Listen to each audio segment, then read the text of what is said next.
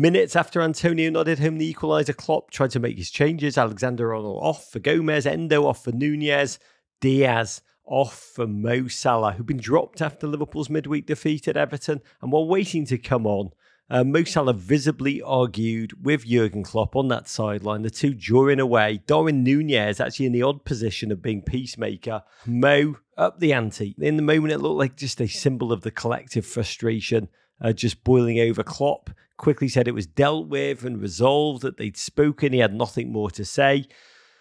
But in the mix zone post-game, where the players mix with the journalists, give out quotes, Salah zipped by and said something so perfect. You know, I was startled on many levels. Footballers, when you interview them, they're often masters of saying nothing. But when they do want to say something, you think of like Maradona's instant post-game quote that it was scored a little bit with the head of Diego and a lot with the hand of God.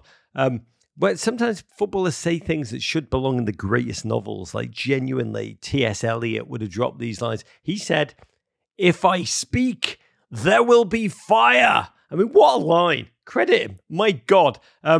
There's a sadness in the optics of these two, because of whom they are, two giants, two legends of Liverpool's modern era. But what was this? Was this just normal? Two elite competitors frustrated by a season, a quadruple, slipping out their fingers? Or was it something enormous, like agent planned, come and get me, other big clubs, Mo Salah heel turn? I think you probably have to separate the two things. So the touchline spat is very unbecoming. It's not a great look. It's a little bit, well, it's not even a little bit, it's very ill-judged, I think, from Salah. Because it seems to have started as he didn't want to shake Klopp's hand. And when Klopp pointed that out, Salah went back at him. And while you can understand that Salah might be upset that he didn't start, or that he wasn't brought on sooner, or that he seems to have been treated like everybody else who's underperforming and dropped, you can understand in all of those contexts why Salah might be a little bit pissed off. To make that public is done knowingly, but I think it's vaguely understandable. It's two competitive people in the heat of the moment, a little bit of a crossed wire, a little bit of a kind of misunderstanding, and they have a bit of a row. And Klopp said after the game, we talked about it in the dressing room, and it's over as far as he's concerned. And I think both of them, like most managers, like most players, are big enough and old enough and wise enough to allow the water to pass under the bridge. What's more indicative, what's more interesting, what's more kind of troubling from a Liverpool perspective, I suppose, is the fact that Salah went through the mix zone, which is where the journalists and the players interact in theory, but in reality, it's basically where journalists gather to watch footballers walk past them. And say nothing. Say absolutely nothing. And generally, this is really important. Most players will happily walk past a group of journalists who are saying, "Can I have a word? Can I have a word? You've got 2 minutes." And they will not look at them, and they will keep their mouths completely shut. They don't, even to interact with them is relatively unusual unless they've been told by the club, you have to go and do it. So Salah has clearly decided to say, I'm so angry that I can't trust myself to speak, which is what he seemed to be saying. I doubt his agent, Rami, has told him to. It's not impossible, but I doubt it. But what it suggests to me is that Salah is happy for the idea that him and Jürgen Klopp are in some way at loggerheads to be public. Because if he doesn't want it to be public, he just walks past without saying anything, and nobody thinks anything of it.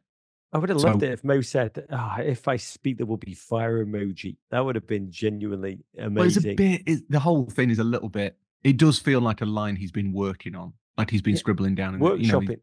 He's been he's got a notebook out. He's like, if I speak, there will be trouble. No, it's not good enough. If I speak, maybe if I just shake my head at that point, is that dramatic? But maybe they won't understand. It feels a bit like he settled on it. That bit felt deliberate. The first part felt like a kind of impromptu, slightly accidental spat, not even a row, really. It was unbecoming, but it didn't feel pre-planned. The fact that he said that in the mix zone feels instructive.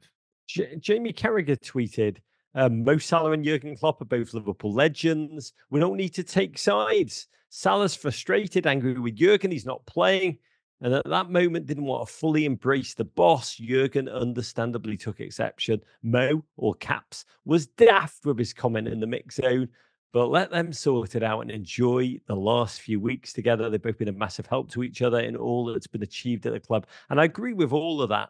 Even though you're going to ask if this had happened at United, say between like Rashford and Ten Hag, I do believe Jamie would not have the same kind of outlook on this. I think he'd probably call it a clown show. But Mo Salah, you're left on this contract. Saudi Pro League lingering. He will have options.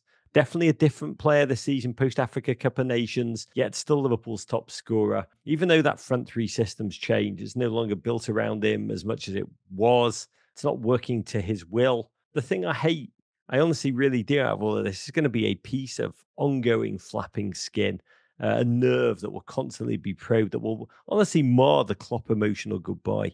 And I genuinely take no joy in any of that. Raw, you're a beautiful human being. I know the season is not panning out as you would want it, but it's a joy. It is the King of Harrogate to break it down with you on the weekly. I've enjoyed the season. I've enjoyed it. This has been, I think, the thing that will come to be appreciated about Jurgen Klopp's time at Liverpool, Rog. The lesson that he has taught fans that maybe people forget, and that maybe gets lost in an era when football is played out on social media and everything is about winning, like the ultimate possibility of winning the football. And it's the thing that makes me think that the kind of quite tragic end, or the quite sorrowful end to Klopp's time at Liverpool is important. It's fitting. Is that the fun is the journey. The destination doesn't really matter quite so much, but the fun is the journey. And this season, with its 3-team title race right until last week, has been fun.